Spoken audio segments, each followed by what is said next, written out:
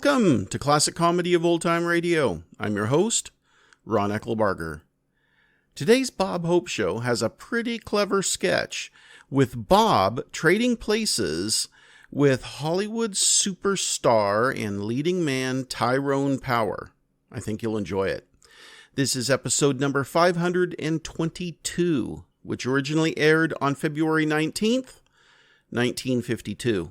Here now is Bob Hope with his special guest, Tyrone Power. Sound off for Chesterfield. Good evening, folks, a big hello. We're here to start the Bob Hope Show. To get your kicks, enjoy the fun. Light up a Chesterfield, everyone. Sound off for Chesterfield. Sound off for Chesterfield. Try a pack of Chesterfields. Do it! Today!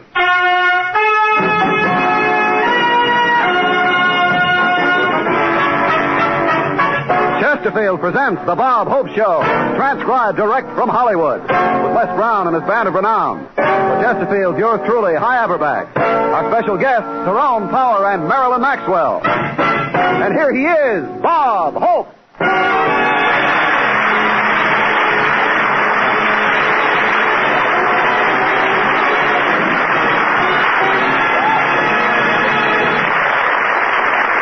Thank you very much. Thank you, ladies and gentlemen. Here I am back in Hollywood for Chesterfields, and it's good to be home. I've been doing so much traveling around the country that my kids don't recognize me anymore. This morning when I got home, I kissed my little girl Linda, and she said, "Mummy, here's another presidential candidate." But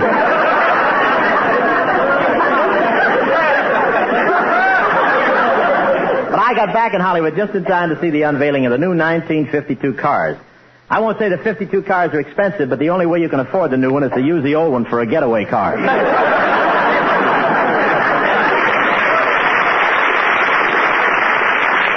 And the engineers are experimenting with an entirely new type of car. It's called a Harry Truman.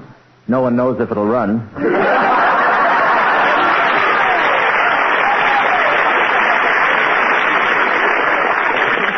And the weather has affected automobile design. I saw one model called the California Convertible. You press a button and it opens up into a canoe. Thank you, floaters.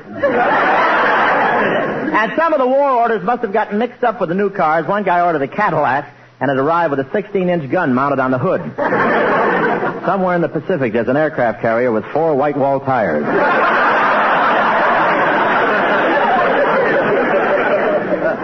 But television is doing a great job selling cars. Why shouldn't it? It's done a great job selling radios.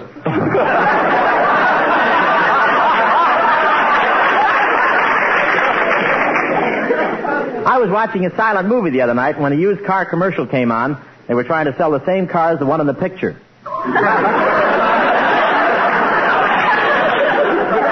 Television becoming a very powerful advertising medium. Yesterday afternoon, a jewelry store advertised a sale on diamond bracelets, and within 2 hours, it was held up. And new houses are going to have television in every room. In every room. Won't that be wonderful? If you don't like Crosby, you can throw a bath towel over him.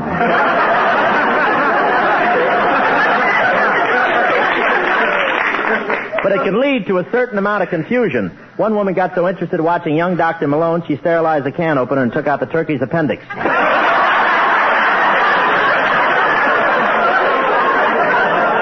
And another item that made news is the development of high-frequency television, which will make it possible to open new stations all over the country.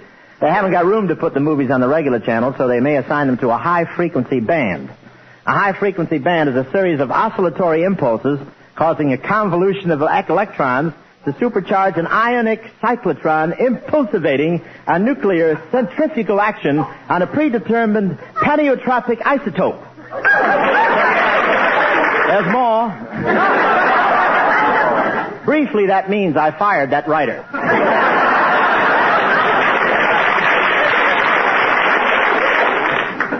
They're also experimenting with telecasting new movies. I sat for 2 hours the other night and watched Quo Vadis on a 3-inch screen. It was an enjoyable experience. And besides, it's fun to have both your eyeballs looking out of the same socket.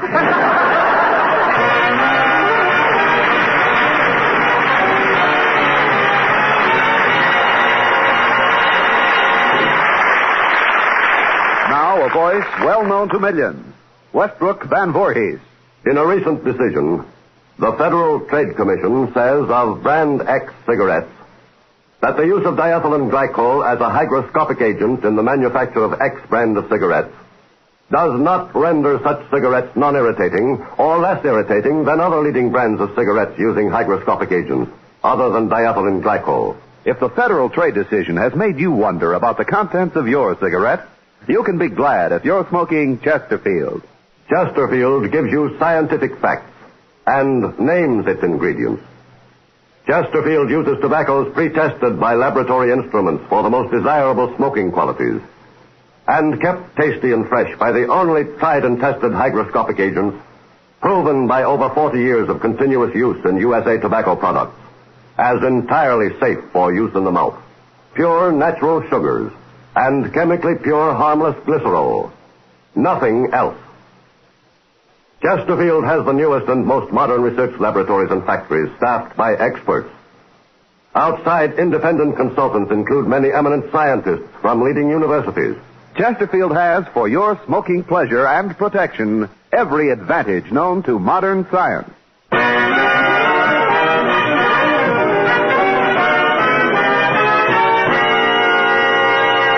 Well, ladies and gentlemen, the workmen have finally finished remodeling Bob's home, and he's moved back in. Now, one of the first things he had to do was make a complete inventory for the insurance company.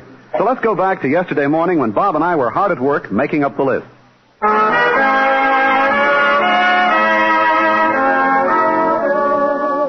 One reading lamp. One reading lamp. One end table. One end table.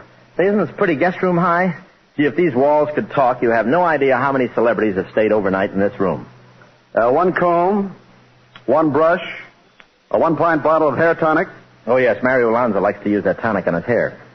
1 box of Vigoro. That's what Crosby uses on his. He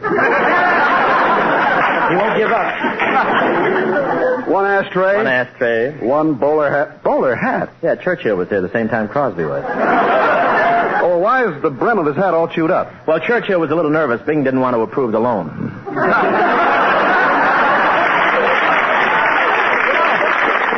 Let's list those books on the shelf high. Read the titles to me. Okay, The Loves of Casanova. Loves of Casanova. Yoo-hoo, anybody home? Well, sounds like Marilyn Maxwell.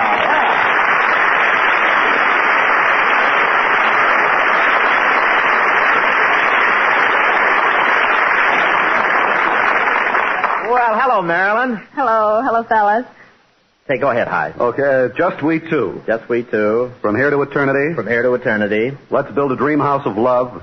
Where are you boys going on your honeymoon? Marilyn, we're taking an inventory and we're listing the books and things. You can help if you want to. Start with that trophy case over there. Okay. Gee, Bob, you've certainly got a lot of souvenirs and trophies here. Hey, what's this baseball with 1949 written on it? Well, I keep that to remind me of the date. That's the year my brother George got me to invest in the Cleveland Indians. Oh, was it your brother George who got you to buy into the Cleveland Indians? Yeah. Gee, Bob, what a weird souvenir this is. Where did you get this shrunken head? That's my brother George. Now we'll take inventory in my room, High. Be right back, Marilyn. We'll start with the wardrobe closet. 1 gray suit. 1 gray suit. 2 dead moths. 2 dead moths. 1 live moth.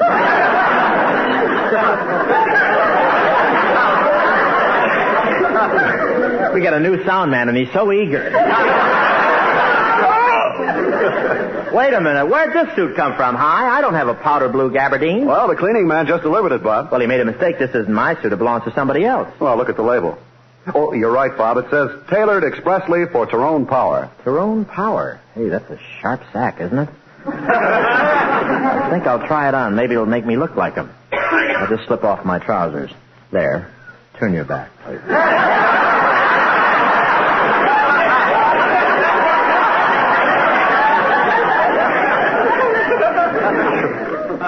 There. Now I'll slip into these. Fasten the belt. Now the jacket. I'll just button this middle button. There. Hey, how about it, High? Well, High, say something. It looked more like Tyrone Power when it was on the hanger. But you're right, this suit doesn't belong to me. It was delivered here by mistake. It belongs to Tyrone Power. He must have my suit. I wonder if Ty'll notice the difference.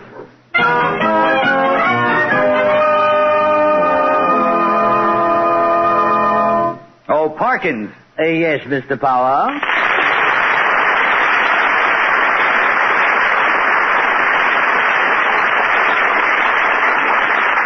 I have to get dressed, Parkins. What's holding things up? Oh, the cleaning man brought you someone else's suit, sir. Look, this is the one he left here. That's the suit he left? Yes, sir. If I may say so, who would wear a thing like that? Well, I don't know. Maybe there's a circus in town. I'll look at the label and see where this comes from. What a strange place to buy a suit. What does it say, sir? Civil War Veterans Rummage Sale. It's a very strange garment, sir. What material would you say it's made of? Unfinished worsted? Oh, it looks more like reconditioned pup tent. There's no name on the label. Parkins, how can we find out who this suit belongs to? Well, sir, let's reason it out the Sherlock Holmes way. Let's just ask ourselves who would be a big enough idiot to wear a silly, jackass outfit like that. Why, of course, Parkins. Oh, yes, sir. Why didn't we think of that before? What's Bob Hope's phone number? Or maybe I'd better take it over to Bob's house myself. Well, I'm afraid you have to wear it, sir. All your other clothes are still at the cleaner. I suppose I could sneak through the alleys. Help me into it.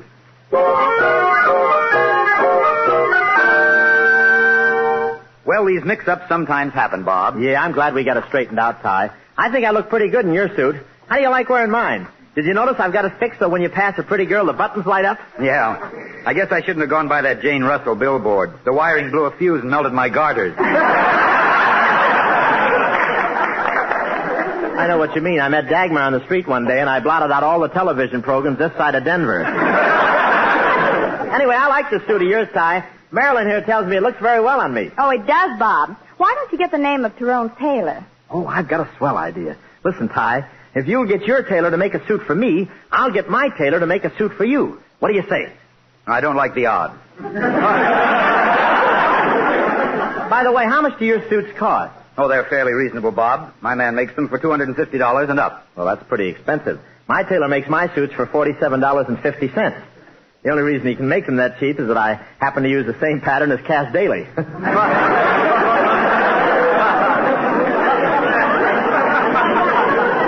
But, Ty, Marilyn and I were about to rehearse our song for the radio show. Why don't you stick around? Well, Bob, I'd like to hear it. Okay, let's go, Marilyn. I wish I was a clinging, swinging vine. I wish I was a clinging, swinging vine. If I was a clinging, swinging vine, I'd cling right to that man of mine. He wishes that she was a clinging vine. Hi-ho, fiddly-dee, tell you what she'd like to be. Hi-ho, fiddly-dee, that's the dream she dreams she wants to be. I wish I was Maureen O'Hara's cat. I wish I was Maureen O'Hara's cat. Then every time she stroked my fur, I'd just stand there and purr and purr. She'd like to be Maureen O'Hara's cat. Hi-ho, fiddly-dee, tell you what he'd like to be. Hi-ho, fiddly-dee, that's the dream he dreams he wants to be. Come on and join the party, Ty. I wish I was a little orange tree. I wish I was a little orange tree. On freezing nights how warm I'd be, they'd shove a smudge pot under me. Little orange tree. I wish I didn't look like Errol Flynn.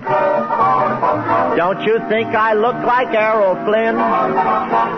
You may have Errol's manly chin, but your nose looks like the shrimp boat fin. You look like Errol Flynn. Hi-ho, fiddly-dee, tell you what he'd like to be. Hi-ho, fiddly-dee, that's the dream he dreams he wants to be. I'd like to be as popular as Bob, Here. but I'll never be as popular as Bob. Well, you can't have power and everything. Why, Bob's a man that girls forget. I know, but he hasn't paid me yet. Da-da-dee-da, da-dee-da-dee-da-dum. I wish I was a moonbeam in the sky. I wish I was a moonbeam in the sky. If I was a moonbeam in the sky, I'd fit right down in Crosby's eye. I wish I was a moonbeam in the sky. Hi-ho, fiddly-dee, tell you what I'd like to be. Hi-ho, fiddly-dee, that's the dream I dream I want to be. That's the dream I dream I want to be.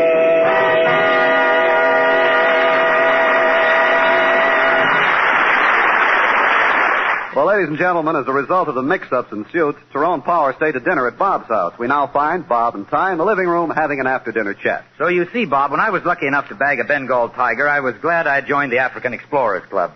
Do you happen to belong, Bob? No, I don't, Ty. No. Or do you belong to the International Big Game Hunters? Well, no, but I am a member of a very exciting club. Oh, what club is that? The Upper Glendale Crocheting and Yummy Yogurt Society.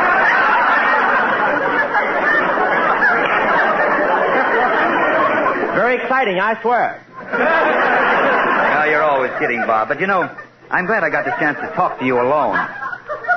I've been wanting to ask you something for a long time. Well, was it, Ty? It's a little personal. You're sure you won't mind? No, Ty, not at all. What is it? Tell me, Bob, where did you learn the wonderful technique you have that gets all the beautiful women? Me? Yes. Are you sure we both got the same script? No, I'm serious, Bob. It's all over town. Wherever lovely women gather, you're the one they talk about. Now, don't tell me you didn't know. Well, actually... Oh, I guess I'm embarrassing you. I can see you're the type of man who doesn't like to brag about himself. Yes, but force me. Bob, I don't know why you're being so modest. You're the number one boy with the women. I hear your name is written in kisses on the wall of the powder room at Ciro's. Yeah. How did you find out? That's what I want to... I heard. Oh, I hear, yeah. Well, that's probably that group of Ziegfeld Follies girls. Well, then you'll agree, Bob, when it comes to women, you've got more on the ball than I have. Well, if you insist. Now, that's what I told the committee. I told them that you'd be much more capable of judging the beauty contest than I. You won't mind taking my place, will you? Judging a beauty contest? Oh, I'd be glad to. Swell. A car will pick you up tomorrow afternoon, and I'm off the hook. Well, good night, Bob. Oh, good night, Ty. Hey, by the way, do you know any of the gorgeous babes in the beauty contest? What gorgeous babes? It's a contest to pick the shape... I like that guy. All those compliments were just a sneaky way to get out of something he didn't want to do. Oh, well, I'm tired. I think I'll stretch out on the sofa here and take a little nap. Him and his contest. I can tell him in this contest. I can tell him who the shapeliest grandmother is right now. But why should I give Arthur Godfrey free publicity? I'm tired. Tyrone Power is just jealous because I look better in his suit than he does.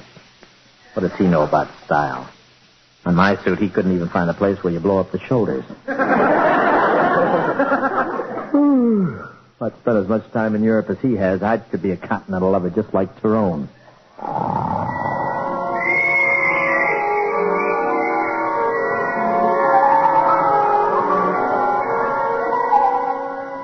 Mr. Power! Mr. Power! Huh? What? Wake up, Mr. Power. Your breakfast is ready. Mr. Power? Oh, am I Tyrone Power? Why, of course you are, sir. Are you sure you didn't have too many pink champagnes at the Countess's reception last night? Oh, yes, it all comes back to me now. I am Tyrone Power, the greatest continental lover in Europe. What's for breakfast, Parkins? Caviar, truffles, poached swan eggs, Benedict, Chinese pheasant holding a strawberry in its beak, and frog legs sandpapered smooth and served on tiptoe. Gad, every day the same thing. And Parkins, what's wrong with this coffee? It doesn't taste right. Oh, I'm sorry, sir. I had to make it with water. We were all out of champagne. How can you be such a peasant? I sometimes despair that you... Oh, come in. Oh, there you are, Tyrone. Kiss me, my darling. Oh, I love you. I love you. I love you too, my sweet. Just the thought of you starts a flame burning inside of me. Yes, darling, you all I live for. Kiss me. Oh, farewell until later. was that, sir? I was hoping you knew. Any mail, Parkins? Tons of it, sir, from your admirers. Well, I keep searching because I know someday I'll find my dream girl. She must have the dainty feet of Pierre Angela, the legs of Marlene Dietrich, the eyes of Jean Tierney, and the lips of Hedy Lamarr. What progress have you made, sir? Well, so far I've got the shoes of Marjorie Main. But let's get to the mail. Here's an interesting envelope written in lavender ink. Let's see what it says. I can't go on without you. Meet me tonight at the Continental Cafe. I'll be the blonde wearing the white gown with green sequins in my hair. Is it signed Anxious? No, but it's signed Taft, and that's the same thing.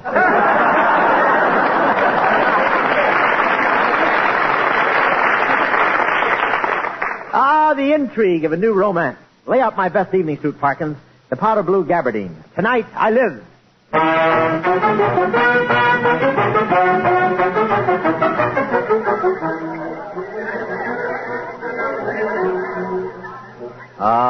There you are, my mystery girl. So, sweetheart, we have found each other. Yes, it was easy. You're the only one here with green sequins in her hair. How did you find me? Well, you are the only one here with red sequins in your hair.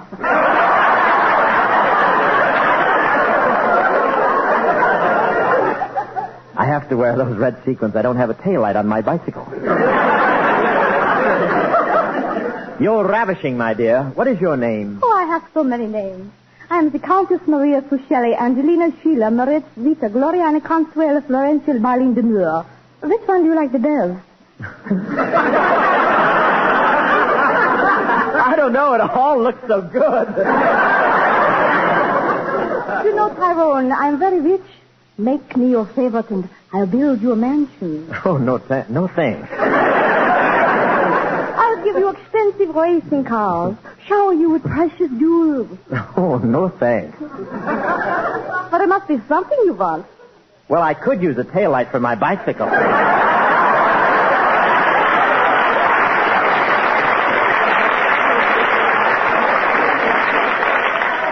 Shall we dance? Oh, I would love to, but look, the floor show is about to commence. Ladies and gentlemen, the Cafe Continental has a wonderful surprise for you. For the first time on the Riviera, we present the famous American comedian, Bob Hope. Oh, thanks for the memory. Oh, thank you very much. Thank you all so much. Thank you all so much, so much, so much, so much, so much. I thank you so much. I don't like the tune, but it's got swell words. Quietly, tell me, it's very funny. How do you do, everybody? This is Bob by and by the Carton Hope. Saying, pardon me if I strut, I can't keep my mouth shut because about Chesterfield, I'm really nuts. I smoke them down as far as I can and then wash and iron the butt. Yes.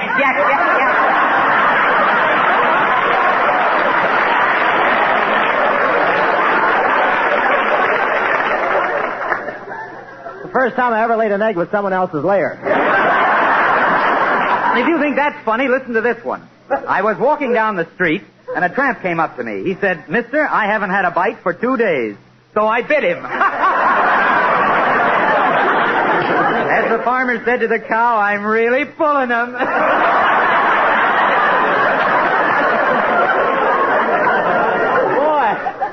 if I sound like that, I'll throw myself off the highest cliff on Sydney Green Street. Well, that's the end of my routine, folks. As the baby bear said when it sat down on the cake of ice, my tale is told.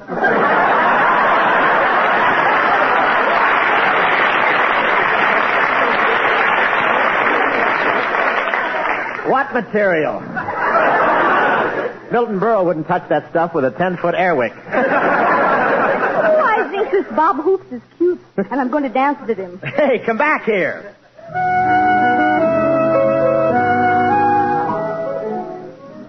Mr. Hoops, you're so interesting, and you dance very well, too. Will you dance with me again? Sure I will, babe, as long as you keep putting quarters in the meter. Pardon me, Countess. Could I have the honor of cutting in? Why, of course, Tyrone. Well, here we go. Oh, Tyrone, you're the best dancer I've ever danced with. You're so wonderful at the waltz, the rumba, the samba, and the tango. Oh, what a dancer. Thank you. Say, by the way, what are those things sticking out of your sleeves? Arthur Murray's hands. He's in the suit with me.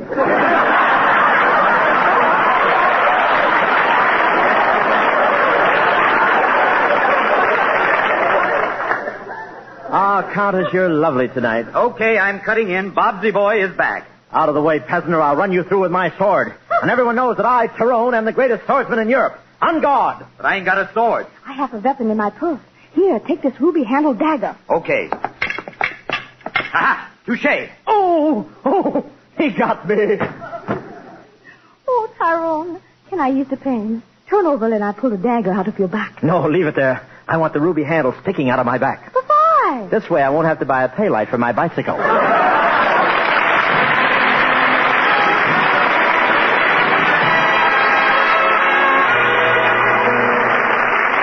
All thanks for the memory of the UN's fight for peace. We know they'll never cease till they guarantee a world that's free and sign a long-term lease. And we thank them so much. That about wraps it up for tonight. I want to thank Tyrone Power for a fine performance. Love the way he did those monologue jokes. I should have let him handle the first monologue, don't you think? Huh? Also thank Marilyn Maxwell. Fine show. And remember, folks, to sound off for Chesterfield and do it today. For the first time, you'll get the cigarette that's much milder with the added protection of no unpleasant aftertaste. Remember, that added protection, no unpleasant aftertaste, is confirmed by a leading research organization. Next week, Chesterfield presents the annual Look Achievement Award winners in a special Bob Hope Show with Danny Thomas, Vivian Lee, Mitzi Gaynor, Sam Goldwyn, George Stevens, Arthur Freed, Eddie Mayhoff, Bob O'Donnell, and others. That's next Tuesday at the same time on the Bob Hope Show. Tonight's appearance of Tyrone Power was made possible through 20th Century Fox Studios, whose current release is Phone Call from a Stranger, starring Shelley Winters, Gary Merrill, and Betty Davis.